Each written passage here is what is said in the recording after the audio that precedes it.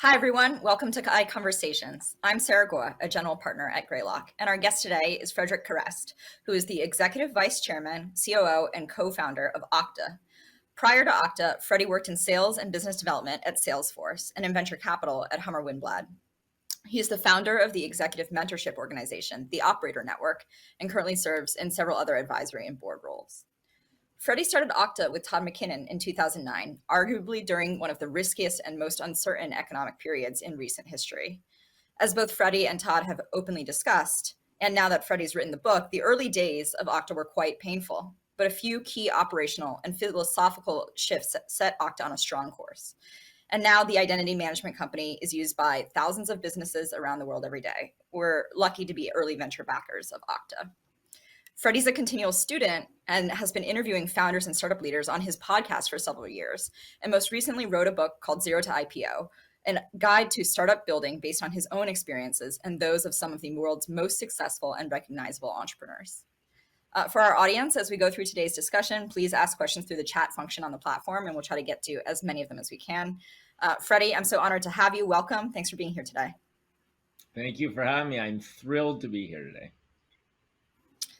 All right, let's put your book into context. It's 2022, and the past decade and a half has been a period of absolutely explosive activity for startups. There's more companies than ever, more capital than ever, and entrepreneurship is sort of more broadly accepted than ever. There's a lot of great factors that go into that, the rapid advancement and availability of foundational technology, but also that there's more capital and a lot of educational resources at entrepreneurs' disposal.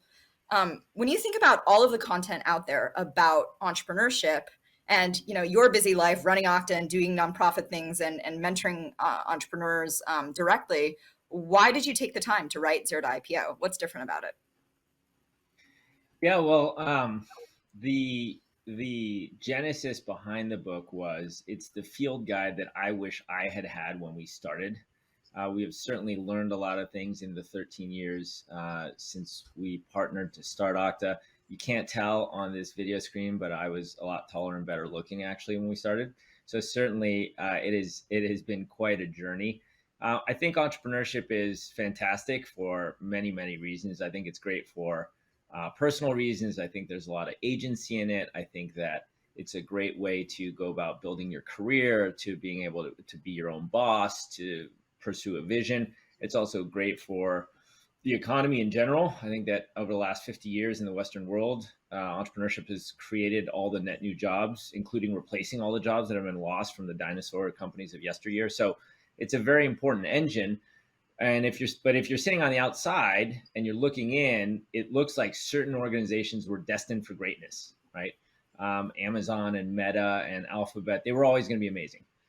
But if you're an entrepreneur and you go to all these mixers and you ask everyone, oh, how you doing? Everyone's killing it. They're always killing it all the time except you. And the reality of it is even the best companies in the world go through many, many tough periods.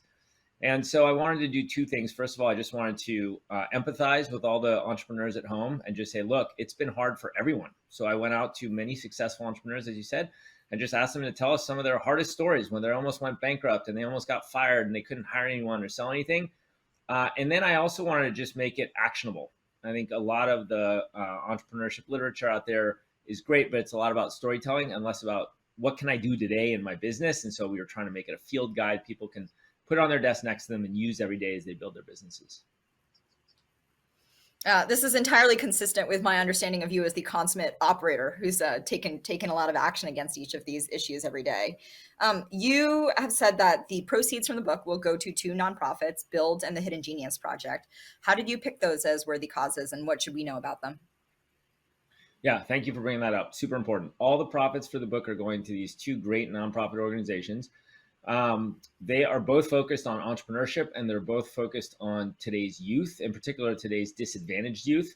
So, it's hard not to fall in love with that kind of topic, and it's super important. The two organizations are Build, which is a national organization. It was started in Boston, 10, 20, 30 years ago. They do a phenomenal job.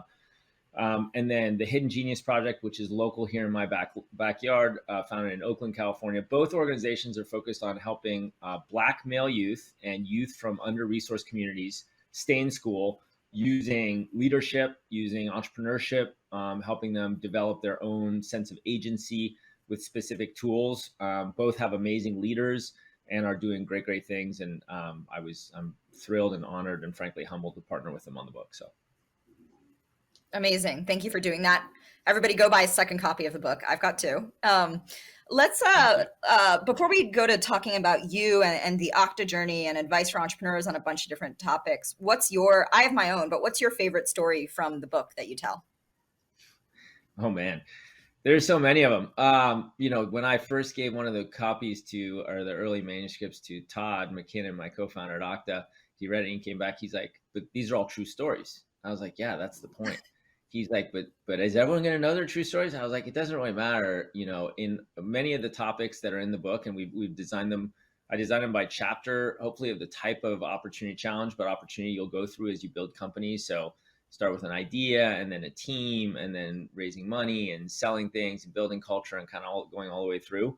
And most of the chapters start with a true story of me absolutely train wrecking the topic at hand. And then bringing in other very successful entrepreneurs to tell their same train wreck stories. So hopefully hopefully they give folks at home a little confidence and comfort that they're not alone in the struggle. I don't know. One of my favorite stories is from 2011. I was telling someone the other day, and I had to go find it in the book, when I had to fly to Tulsa, Oklahoma to close our biggest customer at the time. It was a $49,000 deal, 1-year deal only, unfortunately. And I had planned my flight for the right day, but the wrong month. So I showed up at the airport in San Francisco to fly there, but I was there in February and my flight was for March, and February has 28 days. So of course it was the right day, both of the week and the right day of the month, but the wrong month. So I ended up having to take a red eye through Chicago to get to Tulsa in a snowstorm where there was no car. I called them from the airport in SFO. I'm like, I'm really sorry, I can't make it tomorrow. Maybe in a couple of days. They're like, nope, you're going tomorrow, and the other guy's going the next day, and then we're picking one.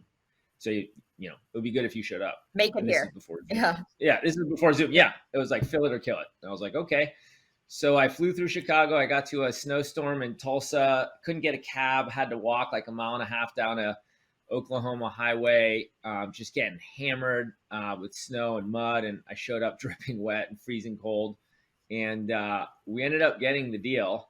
And I did get some comments from the CIO later on after we successfully implemented him. He's like, I got to tell you, seeing you show up, I wasn't sure if that was like a good thing. Wow, look how serious this guy is, or a bad thing. Like, this guy is dripping wet. He's freezing cold. Like, he's here for a sales pitch. Like, what are we doing?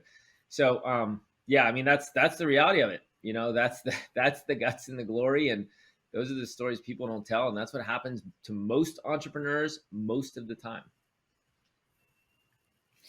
So it's clearly like a very challenging path to be a continual repeat entrepreneur. Let's hear what set you personally on the path to startup life. Did you always want to be an entrepreneur? Let's see. Well, I'm a multi-time failed entrepreneur before we started Okta. As the stories go that my parents have reminded me of, I started my first startup when I was 7 years old. At the time, you could recycle aluminum cans and you get 5 cents for them. And so I started a business called the Can Man, and I bought one of those little carts, and I'd go around to all my neighbors and I'd get all their cans and I'd give them 50% of the proceeds. So 2.5 cents on every can. And from what I understand, a lot of times they didn't give me, they didn't really take their share. So I got all 5 cents. I don't think it became a huge cash flow business, as I recall, but it was good enough to go play some video games at the arcade. I had a failed tennis racket restringing business in high school. I went to high school in France. They played a lot of tennis, and I played a lot of tennis. And I started restringing my own rackets and then other people's rackets. That business did not work either. So I had plenty of certain experience in having it not work. In the professional world, the last example is when I, right after I graduated college, I wrote software for a little bit, and then I went to South America and helped some other folks start and run a high-tech consulting business. We ran into a lot of problems, including a revolution in Argentina where they took half our money. So again, it was not necessarily the beautiful story you always read about. So I had a number of false starts or efforts before we started Okta. Again, it is not always a normal, easy glide path as it appears from the outside. So, and did it ever occur to you to just take normal people jobs instead of starting companies repeatedly? Are there any I influences did in your life actually. that push you that way? I Yeah. I did. So after that experience in Argentina, um, I came back to the Bay Area and I started at a small company called Salesforce.com in 2002. So 20 years ago now. And there was, 100 people at that time. It was a $50 million revenue business, headquartered here in San Francisco. I had a couple friends who had started working there, and I didn't really want a job. It had been quite a harrowing experience for 2 years in South America, and I'd saved enough money that I didn't have to work like next month. And next thing I knew, I was interviewing, and then I got a job, and I started working at Salesforce, and the company grew from 100 or 200 people to 3,500 while I was there. We went public in 2004. I met Todd there, so certainly a great experience. So yeah, I did have a real person job before we started. Once, yes. What are one or two of the most important things you learned while you were at Salesforce at that time? Like, what was that Um, organization great at? Yeah, well, first of all, it's transformational for enterprise software. So the first thing macro is I had a front row seat to drinking a lot of Kool-Aid on the value of delivering software over the internet. So I got a computer science degree in the late '90s. I learned how to write three-tiered or client server and then three-tiered architecture software, but it was still on-prem. In fact, all the software we delivered in South America and implemented was on-prem software. It was Siebel technology and an Epiphany, ATG on-prem. And then for the first time at Salesforce, we were Bring us selling back. software. Yeah. Yeah, right. But that is how most companies, develop technology back in the day. That's why it has changed so quickly and so dramatically now, democratization of IT and all the rest of it. But so Salesforce was competing against Siebel, and Siebel was selling on-prem software, and Salesforce had a subscription model. And so I had this front row seat to this dramatic change. That's the first thing probably from Salesforce. Just this dramatic change of a delivery model from on-prem software to software as a service, what we called, software as a service. Now it's called enterprise cloud. But it made a lot of sense, right? The return on investment is much quicker for so many more companies. The total cost of ownership is so much lower, so the risk is so much lower, and the time to value is so much quicker because the thing's already running. So it's like you subscribe and it's running. You don't have to spend all the months installing software. So seeing that could actually work, right, in enterprise software, because when I started, it was $50 million revenue. When I left, it was $750 million or $1 billion of revenue, right? This year, they're going to do 30 plus. So clearly, it seems like it works pretty well. And that's the first thing. The second thing is I just learned a lot about leadership. Enterprise sales was something that there's art, but there's a lot of science to it too.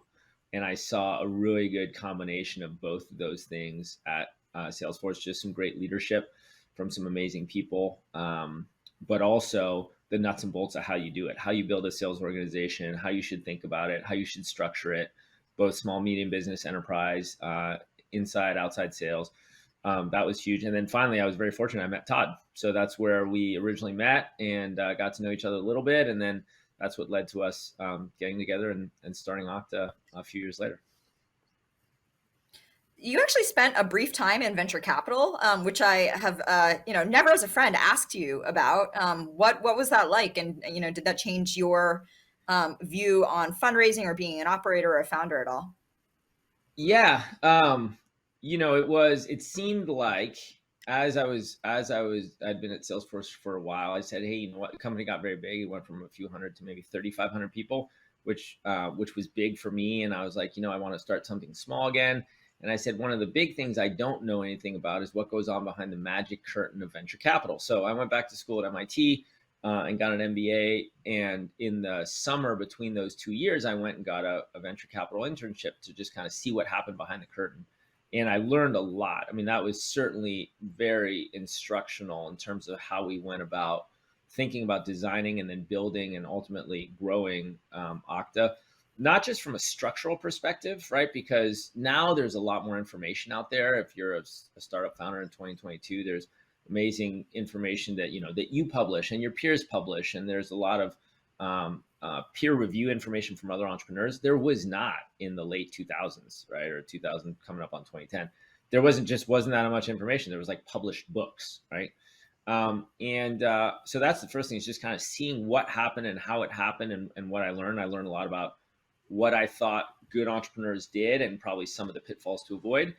number one. And then number two, it was just the beginning of understanding how you build the right network around a company to be successful, which I think is super Hmm. important. I mean, it's the ultimate team sport, right? So I know that, the media glorifies, a lot of times the founder CEO, but that, and certainly they should, as they should, get plenty of credit, or the founding team. But I mean, there's so much more goes into it. It's the entire stakeholder environment. It's the early employees who took a bet on joining you. It's the early customers who took a bet on your technology. It's the early investors who are like, I'm going to take a bet on this team. So there's just so much more that goes into it. And that was something that also really, I really, it was eye opening when I sat on that, on your side, the investor side of the table, full time, even just for 3 months, and saw what happened. All right, let's switch gears to Okta, and that whole journey.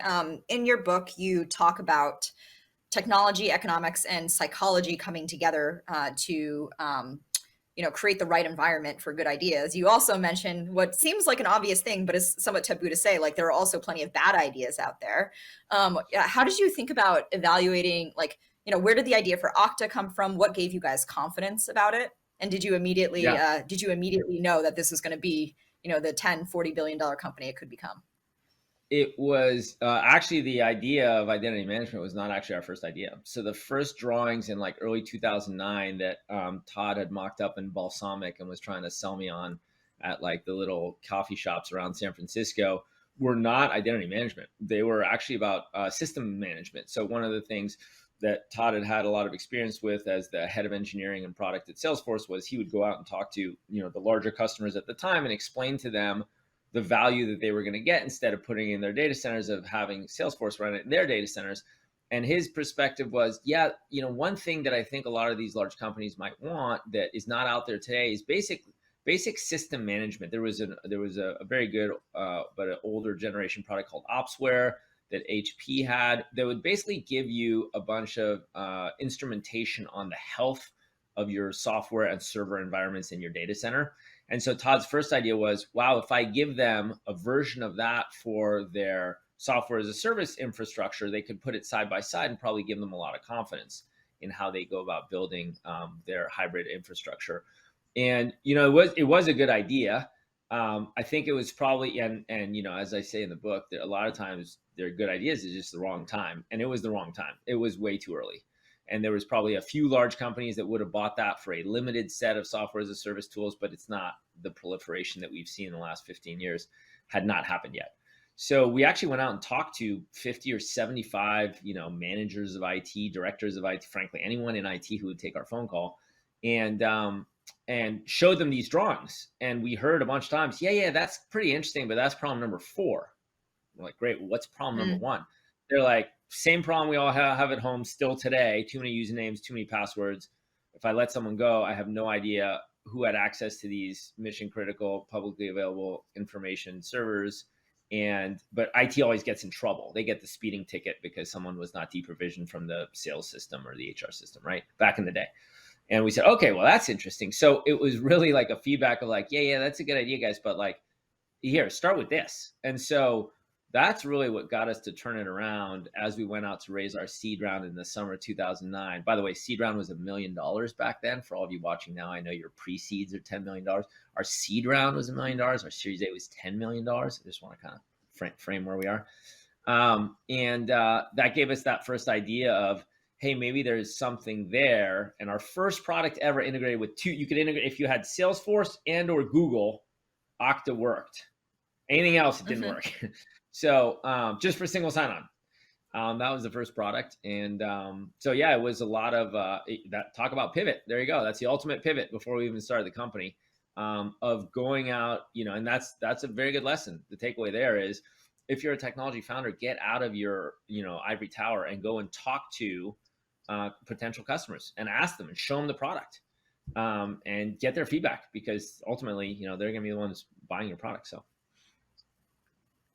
So given it was 2009 and the middle of the last recession when you started the company, what was that like? I'm sure there are a lot of entrepreneurs looking at the current uncertain macro and thinking about, what wisdom do you have for me now? Yeah, it was certainly a scary time. Less so for me than it was, I think, even for Todd. He still was at Salesforce and had a very prestigious job. He was married. He had just welcomed his first child into the world. So his wife was probably like, "What are you doing, man? Like the world's exploding, and you're doing what?" And then, for me, it was a little less so because I wasn't yet married. I didn't have any children yet. So it was kind of like, well, I'm going to do this anyway. We might as well take a gamble. That being said, yeah, I mean, Lehman imploded like when I went back to school for my second year of MBA, like I think the first week or something. I mean, it was not a good scene. Um, there's a couple things. First of all, historically, I think if you look, there have been many great companies built during those kinds of times. Everything from like Cisco and Google down to, just look at what happened in 08, 09. There was plenty of innovation came out, especially if you're in the enterprise software business. It takes a while to build enterprise technology. It's not like you can, even with today's AWS environments, it's not like you're going to have a product today. If you start today, tomorrow, that enterprise is going to buy. It's going to take a couple of years to build the infrastructure, build the support systems, build all that stuff. So that's actually a very good time to do it because you're going to be then when the economy kind of starts coming out, you're going to be in great shape. You're going to have a product that's ready for market. So that's the first thing is just, I think that those are actually huge opportunities for time to start to build those kinds of generational companies. And then like more tactically, it's a very good time to there, people are looking to say, okay, well, this is a tough time. I'm going to reconsider what I'm doing. What should I be doing? It's a good time to find amazing people to come join your team. And as NASCAR racers will tell you, when they're going 50 miles an hour, it's like they need to know where that wall is right next to them, but don't stare at the wall. If you stare at the wall, you're going to hit the wall. And so you have to know that, like, yeah, this is a tough time, and I'm aware of all those things. Maybe be a little more cash conscious. Like there's plenty of tips and tricks you can specifically do, but like that doesn't mean that the dream is not there. And in fact, I think that those are the times when there's a lot of opportunity. So you and Todd have worked together for more than a decade now. You didn't actually know each other very well before you started the company. How did right. you know that was going to work? And like, how did you think about complementarity and sort of what are the roles you guys serve within Okta? Yeah. So we have worked together for over 13 years now, day in, day out. I have probably spent more waking time with him than I have with my wife, who I love dearly. And so I would say that we have navigated a lot of things together and gotten to know each other pretty well. We did not know each other that well at Salesforce. He was he ran a big part of the technology side. I was on the business side. We kind of knew of each other. We started basically founder dating in early 2009. We went on a couple dates, kind of talked a little bit, saw how it might work. I think our reference lists were very similar. He said, well, you can call these 12 people or 15 people at Salesforce, these execs. And I looked at the list and I was like, well, that's great. You can call the same people. We had a sense of commonality there. We had a couple close friends who kind of spoke to both of us and said this might work.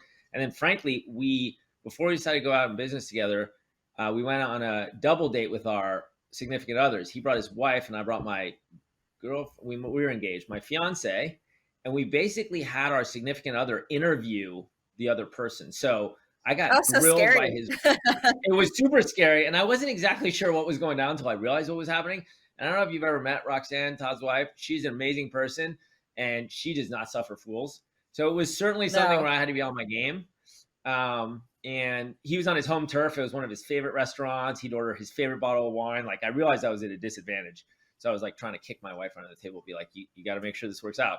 But that went well. And then, I would say that taking a step back though, there's probably one at a high level, we had a very common understanding. We both came from engineering backgrounds in enterprise software. We both grew up a little bit in the on-prem world. We saw this transformation happening to the cloud. We knew this was going to be a big opportunity.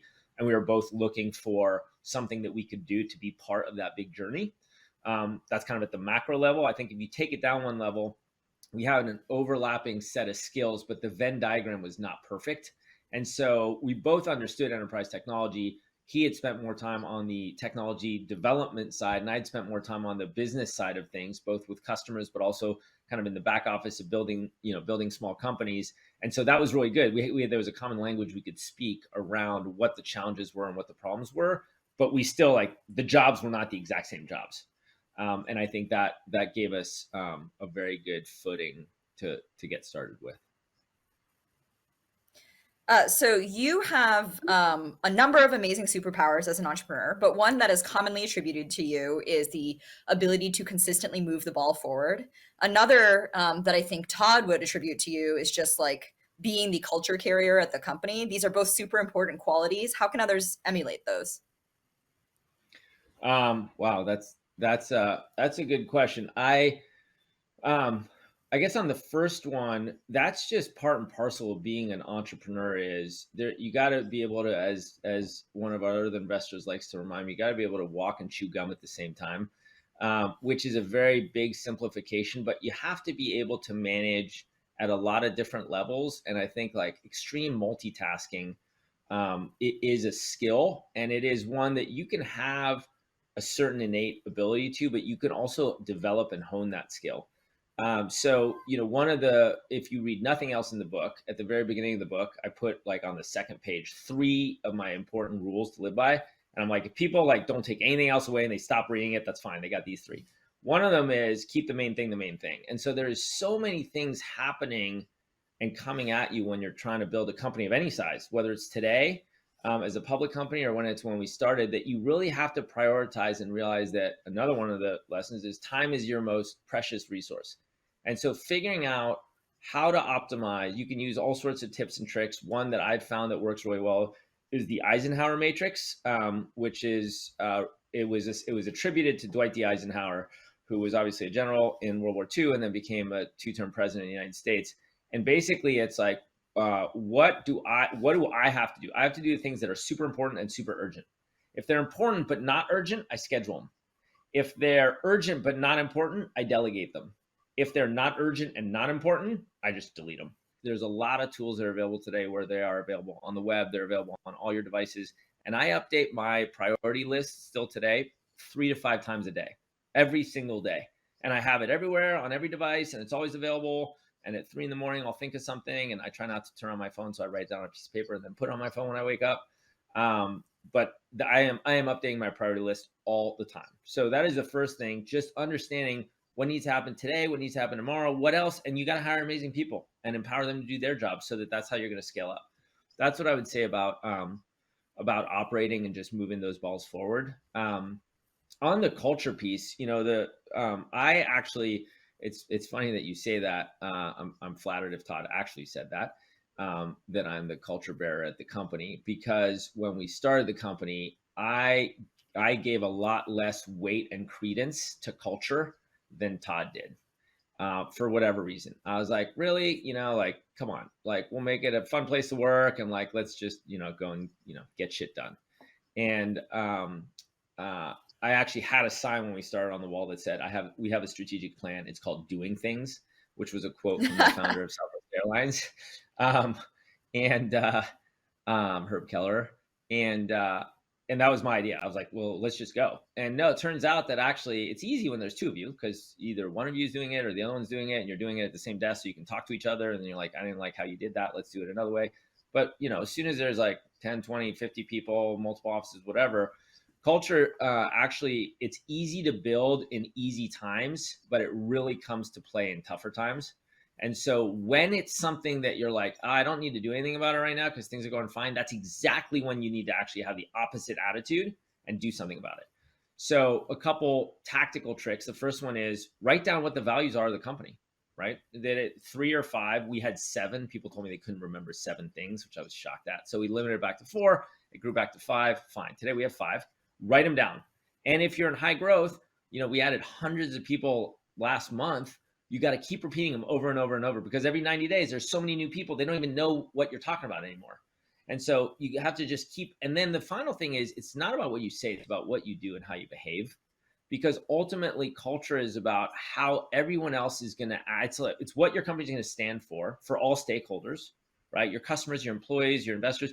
And so that's not about what you say, it's about how people act. And it's really about, I used to be the only salesperson, so I talked to every customer. Well, now we have hundreds and hundreds of salespeople, and I talk to, 10 basis points of customer conversations, or ones I participate in. So It's how people behave when no one else is there.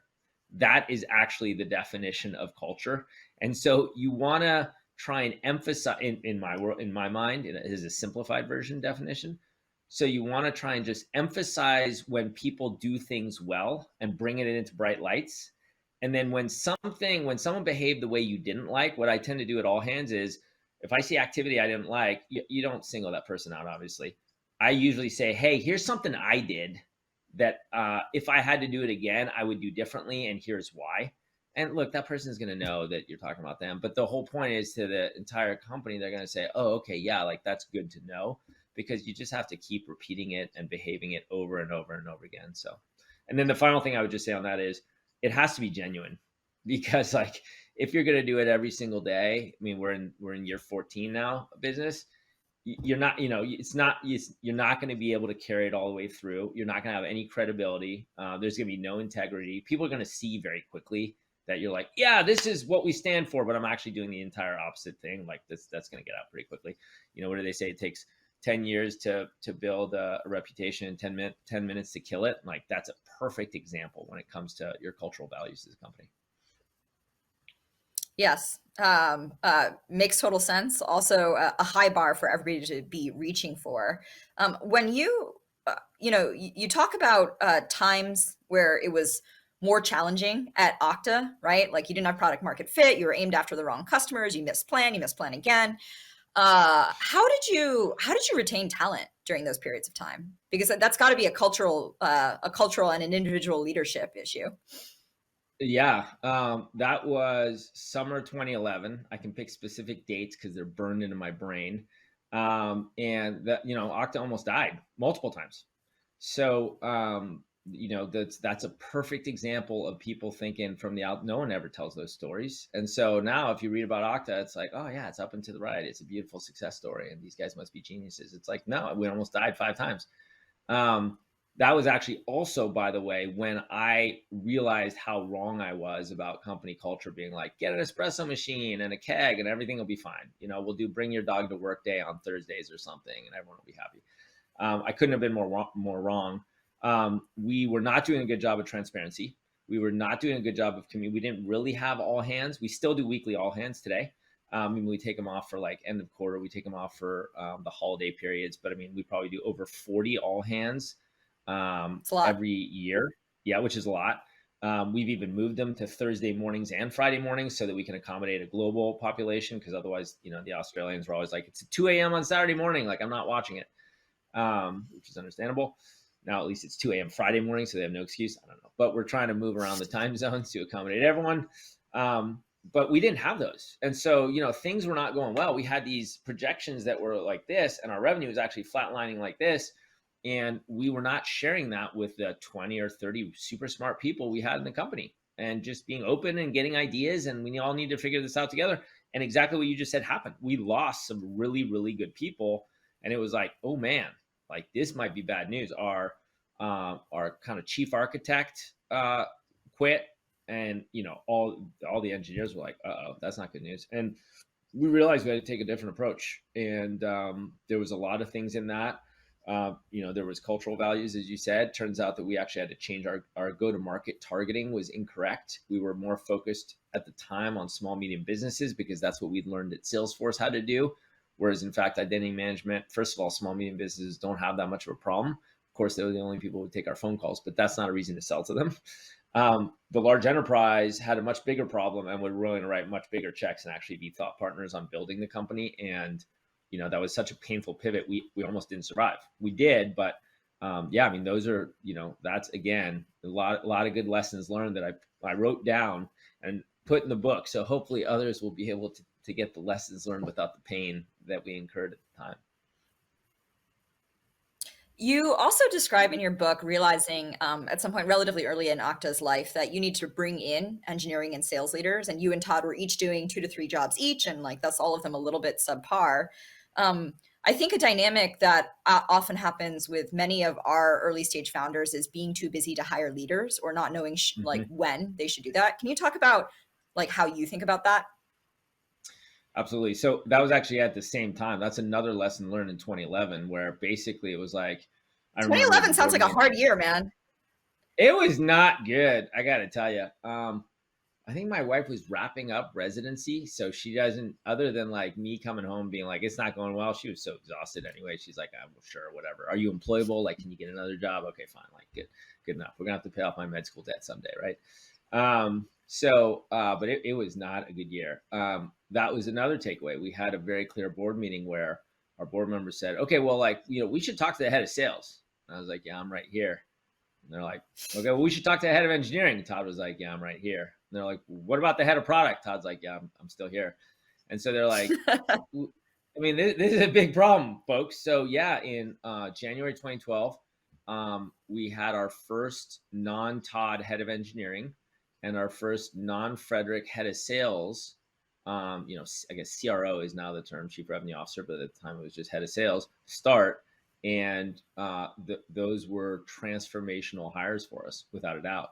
But it doesn't even have to be that extreme. I mean, I remember hiring our first head of customer support, who was not me or the sales engineer, customer support, do everything, amazing person, that the two of us did everything.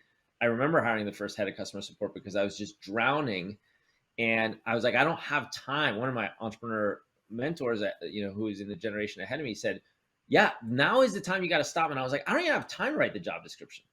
And if that's happening to you, that is exactly when you need to stop and write the job description. And I know you feel like it's 11 p.m. and there's one more hour of work I got to get done. And I can't believe I'm going to waste this hour of work on writing a job description. It's like, no, incorrect. Because that one step back is going to be like not 2 steps forward, 4 steps forward for you. Not just for the company, but for you personally. And you're going to, all of a sudden you have an expert. I mean, when we started the company, I was the general counsel, the CFO, the CIO, the head of sales. You go through it. I'm none of those things now. Why? Because we have amazing people who are so better qualified than I am to lead in all those roles. We're fortunate that we can hire those people, but we would not be where we are if I'd been like, no, I need to keep it. And that was a hard lesson to learn, especially as, someone who prides themselves on getting a lot of things done. You're like, wow, I have to come to terms with the fact I'm not getting all this stuff done. And in fact, I can't get all this stuff done. And you said in the question, whatever I am doing, I'm doing subpar because I'm exhausted and I'm overwhelmed and your Eisenhower matrix is like through the roof. So yeah, those are when you sense that. And again, I give specific credit to my friend Alex Asali, one of the founders of Jawbone, who one night at like 11 p.m., he's like, "What are you doing right now?" I was like, "I'm doing this customer support case." He's like, "Why don't you write the job description for it?" And I was like, "That's ridiculous." He's like, No, man, I'm telling you, like, do it. And I give him a ton of credit because it was like I remember exactly where I was sitting in my old apartment, and it was a eye-opening moment. And then all of a sudden, like, the weight's lifted. There's an amazing leader who can do so many other things. By the way, that leader probably can bring some amazing talent with them who wants to come join them and work for them again. Instantly, like, the whole thing just starts spanning out. I was talking to Final Stories. I was talking to yesterday morning an entrepreneur CEO, and he said, "Hey, I have a quick 2-minute question," which is never a 2-minute question, over text. And I'm like, "Okay, sure. I'll call you when I have a second." It's always 2 minutes, but And he said, "Do I hire a director of talent? Here's where I am, and here's what I have to do. Do I hire a director of talent who's going to be focused on recruiting, or do I hire a director of people who's going to be focused on HR?" And I was like, "Well, talk to me about it." And I was like, "The answer is, by the way, you should hire both. You need both of those things." And he's like, "Yeah, I kind of knew that was the answer, but I wasn't sure." I was like, you're kidding me, man. Like, it's very clear." So, the more that, and I understand, it's like you said in the question, like, as a founder, you're like, no, I got it. I can do it all. I can do it all. But the more awesome experience and help you bring on, that's the definition of leverage and scale. And that's how you're going to get to build something big and important. Let's fast forward 11 years to 2022. What are you most excited about? What's next for Okta? Well, the last, we went public in April of 17. Today we are in May of 22. So it's been just over 5 years, 21 earnings calls. Not that I'm counting, but if I were to be 21, the last 5 years as a public company have been great. The company has grown dramatically, for all the invested parties, whether you're an employee or a customer or an investor. It's been fantastic. And Certainly, it's been a great period of high growth internationally and all the rest of it, even despite the pandemic and all those challenges. But and so I'm very, if you'd given me all the where we are today, 5,000 employees, it's $1.5 billion revenue company growing north of 50% year over year, 15,000 enterprise customers, I would have taken that in a heartbeat. But based on where I sit today and I look forward, the next 3, 5, 10 years are going to be arguably more exciting for us because what we focus on, enterprise identity, is just starting to really come out of the platforms and become a primary cloud. Large enterprises are more and more talking about, hey, I need a foundational partner for my strategy around identity, which is something you never heard before. It was like, I need single sign-on. And now it's like, no, I need a foundational partner because this is going to drive everything I do. Hybrid IT, I mean, you see the growth in all the large software companies, whether it's the on-demand, the enterprise cloud ones, whether it's Salesforce or Workday or ServiceNow, or you go down the list. That's going to continue to go, especially into the large enterprise. So that hybrid IT world, and then the digital transformation, most overused term in the world, but really everyone needs to find better ways to interact with their customers and partners and vendors and suppliers using mobile apps, using the web. I mean, those are huge accelerators for our business.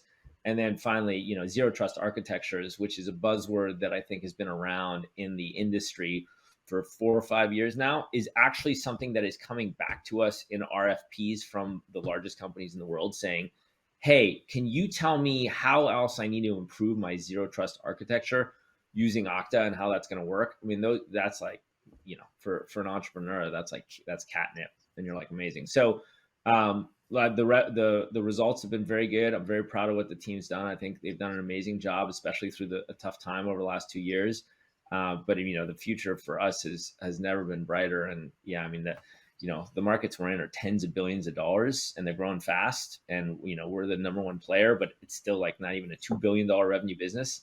So you're like, holy moly, like how much more could we do, and how can we do it faster? So yeah, there's a lot. Today is an exciting day if you're working on Okta, for sure.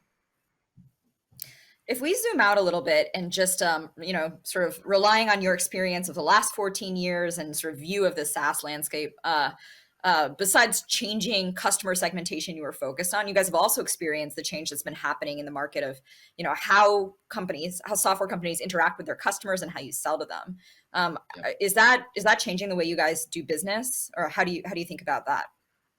Yeah, for sure. I mean, the traditional, so again, you got to rewind the clock of why we are where we are today. So, right, 30 years ago, all you had was on-prem software, and it was, you were an IBM shop or a Microsoft shop or an SAP shop or an Oracle shop. You bought all your software on-prem. By the way, all those 4 big companies I mentioned and whoever else their competitors were, they only sold to the largest companies in the world. So, there's only 10,000 potential customers for Oracle products at the time. If you were a small, medium business, there's no way you would benefit from any of that technology advancement. I think that's one of the biggest things that has really changed with, the democratization of IT as a common term. Basically, every company, no matter how small you are, what industry you're in, can now benefit from the type of technology that used to only be available to the largest organizations in the world. And that is very exciting. And that has been a significant change over the last 15 years. And so that alone means that the traditional enterprise software model of 30 years ago, where you'd bring 10, Oracle wouldn't go sell to you if you weren't big enough. And if you were big enough, they'd bring 10 people in on the sales team. And so that model, it still exists because the largest companies in the world, their IT budgets are billions of dollars. So for someone like us, you still have to spend all the time. But the small, medium businesses, or even the prosumer model that has come up in the enterprise, that is something that's brand new over the last decade. And that is certainly something that for, enterprise software dinosaurs like me, we needed to wrap our heads around before we were relegated to like yesteryear, earlier than we should have been. And so a good example for us in our business is Auth0, which is a phenomenal company that we joined forces with just over a year ago. Actually, the anniversary was earlier this week of 1 year.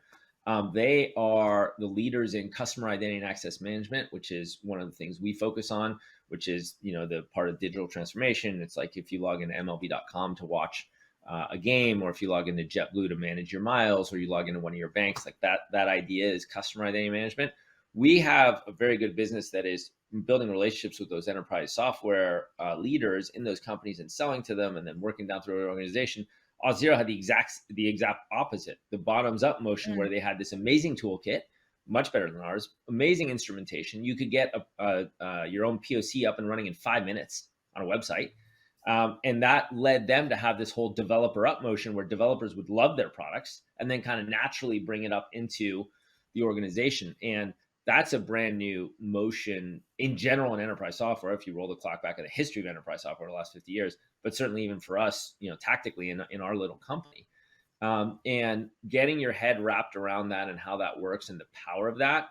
I mean, in your business, you see it every day and, twice on Sundays. I mean, that is a huge opportunity. They talk about the power of the developer. I mean, software is eating the world is like a common term that, I think today that Mark Andreessen put in some Wall Street Journal article in 2011, and everyone thought he was bonkers. And it certainly has come out to play. And it turns out, by the way, there's a shortage of 300,000 developers in North America alone today. And we're only printing 30,000 a year in our universities.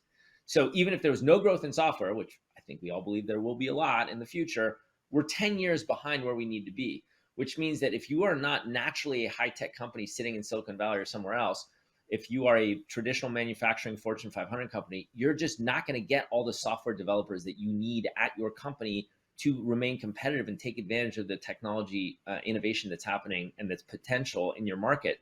And so the more tools that we can provide to those Fortune 500 companies, the better off they're going to be, better off everyone's going to be. And I think that is a huge opportunity that we are just starting to see the tip of the spear on. For the early stage founders in our audience, you have a particularly interesting background for them because you both know how to do sales, and actually had an engineering background originally. How should they think about what the right first couple customers are and how to judge whether or not there's product market fit versus, their friends and customers just being nice to them? What are the signals they should look for? Yeah, absolutely. Well, the first thing I'll tell you is that I was actually not an amazing engineer. So I do have a computer science degree, but I think the world is better off that I have not written a line of production code in the last 20 years. So that's the first thing. So I have a lot of respect, eminent respect for what real engineers are able to do. I think that is a very important question because you can get tricked very easily. The CEO and founder of yesteryear was a salesperson. The CEO and founder today and tomorrow is a technologist. What do technologists know a lot about? Technology. What do they know a little less about? Go-to-market, G&A, like the basics that are tractable problems. But if you get them wrong, they can be very expensive, in particular with your time, as we mentioned, right? Time is your most precious resource. And if you mess that up, like that, it can derail your whole company. It could be the end. So that is a very, very important thing. And we can certainly talk more about how we can help technology founders do that.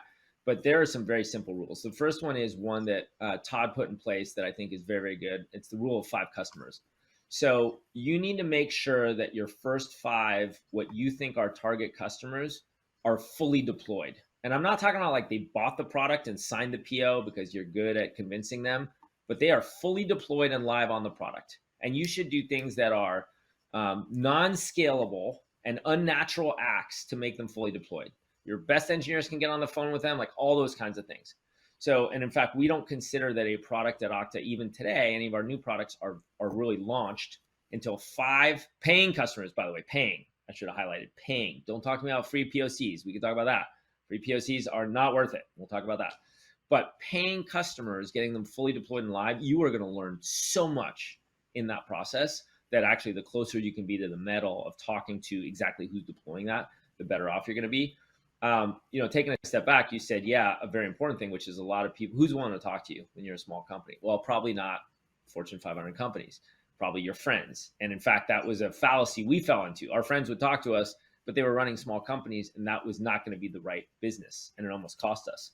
So, I think you need to take a good hard look at things like the ROI, the total cost of return on investment, the total cost of ownership for the customer, right? And really get them to sign up and do that with you. Understand, like, what's the pain? Why are they doing this? Like, what's the return that they're going to get? And why is this so important that they have a lot of things to do that they're going to do this for you? By the way, that ties right into making sure it's not free. No free POCs ever. People are like, I have 15 customers. Really? How many are paying you? Well, 3. So you have 3 customers. No, I have 15. You don't. Because here's the thing about human nature is if you ask me to do something, yeah, sure, that sounds great. Of course, I want to help you. It's much easier for me to say, yes, Sarah, I'll do whatever you want, than say, no, it's not a good idea.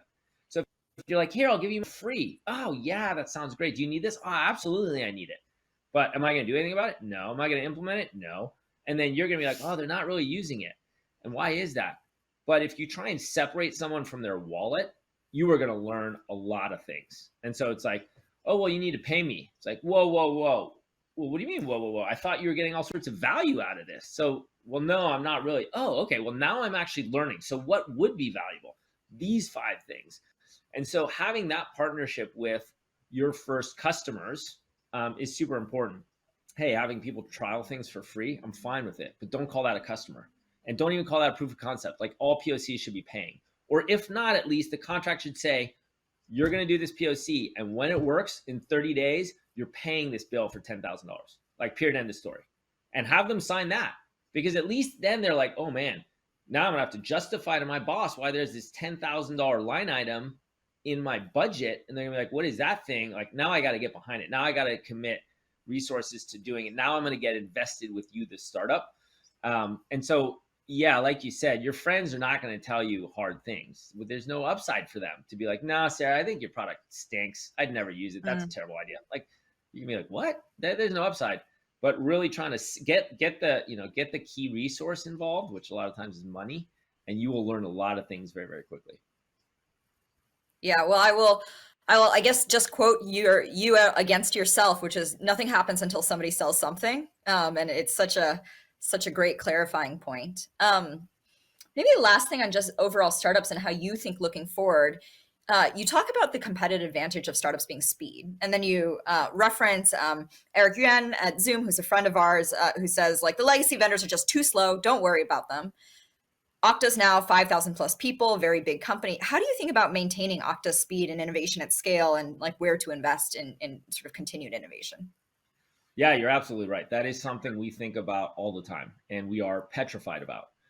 We have to balance, when you become a public company, and then when you even grow beyond there, you have to bring in all sorts of process and systems and resources. Sometimes because of compliance reasons, like SOX audits, but other times just so that you can keep scaling and growing internationally, where there's different the currencies and people sell in different ways and they get billed in different ways. So all those things are real, but you are definitely right. We are petrified of becoming one of those ships. So if you think about it in nautical terms, right, I think it takes 3 miles for a fully loaded tanker to stop once they've decided to stop. Whereas if you're in like a little speedboat, you can like turn on a dime. And that is a very good analogy for, in our case, startups versus large enterprise. Large enterprise has so much momentum going, it's hard to turn things on a dime. Whereas startups you can pivot, just like we did before we even had any customers or any employees. We changed our business entirely, different segment. And so that is something we worry a lot about.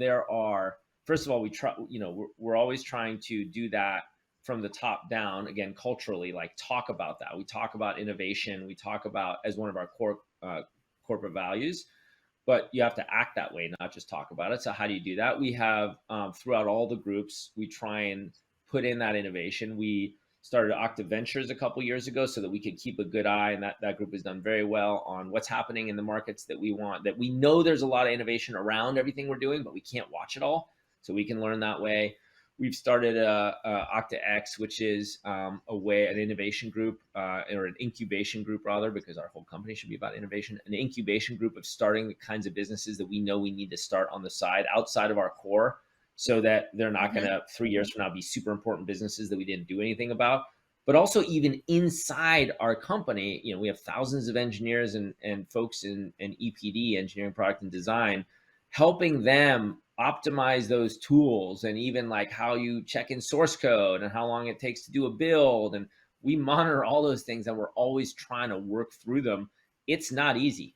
Like it has certainly been a big learning experience just scaling to this size. And, knock on wood, someday it'll be 10,000, 20,000 people and whatever. But those are very important. It's something I'm paranoid that we're going to miss. And, but it's tricky because at the same time, there are some amazing employees, folks who maybe they have a mortgage and a family and two kids they have to put to college. They actually want to join public companies because of the stability and because there's going to be a little more. And those folks are actually used to a certain set of process and systems, and you want to bring them in because of all the expertise. But at the same time, you want to be like, yeah, I know you know how to do it, but like be careful because we don't want to do too much of it too quickly. It is a risk, and it's something we need to watch very, very carefully. So yeah, if anyone in the audience has any tips or tricks, please email me. I'd love to hear about them. Yeah, we'll have a couple minutes left, so maybe an audience question. I've got just one last one for you, Freddie. So you obviously wrote this book to share more of the advice you felt like you didn't get or couldn't get as you guys were growing Okta. There's plenty of other advice out there. There's plenty of people who can be advisors. Like, how did you think about where to go for advice as you were growing the company over the last decade and a half? Yeah. This book doesn't exist yet. You haven't written it yet. Yeah, exactly. I would say that the advice that's in the book is advice that I got as we built it, but that I didn't know. And so I wanted to write it down so that hopefully others would be able to just read it as opposed to, having to learn it maybe the hard way. One of the reasons, frankly, that I put it together was because we were fortunate to benefit from a mentor group of entrepreneurs who were ahead of us in the journey.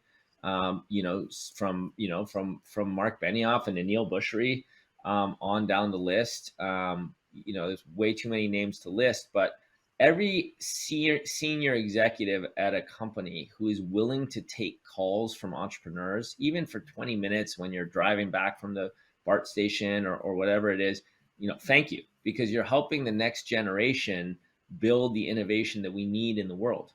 So, and I know it's hard because a lot of times people aren't in the right geography, or they're not in the right social network, or they didn't go to the right schools. And, that is one thing that I was trying to do, is democratize that information by putting it in a book that everyone can get.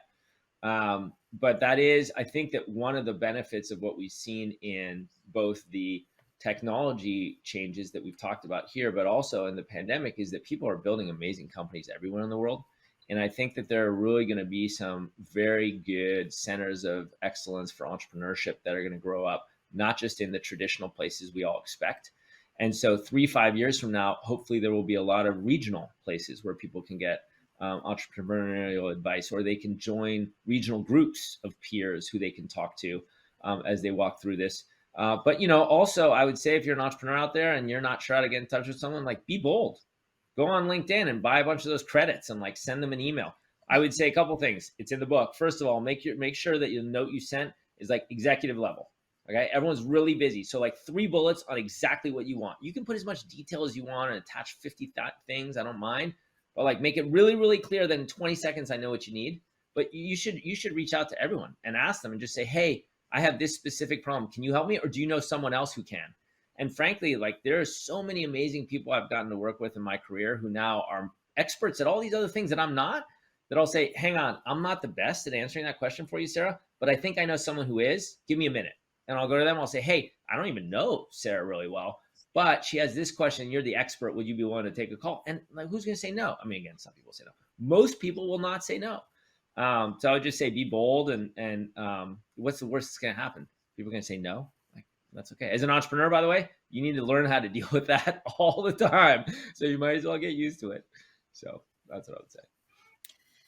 All right. We've come to the end of our time today. Freddie, thank you so much for being here. It's a privilege to speak with you. Everybody read the book. I love the book. I learned a lot from the book. I'm handing it out to my founders. And thank you to our audience. Please keep an eye out for an email about today's event. We're always looking for ways to improve Iconversations. And look out for the invite to your next event. In a couple of weeks, we'll have Instacart CEO Fiji Simo joining us. Freddie, thanks again for being here today, for being an amazing entrepreneur, for democratizing some of the advice you've gotten and are able to give. Thanks so much. Thank you very much for having me, Sarah. I really enjoyed it.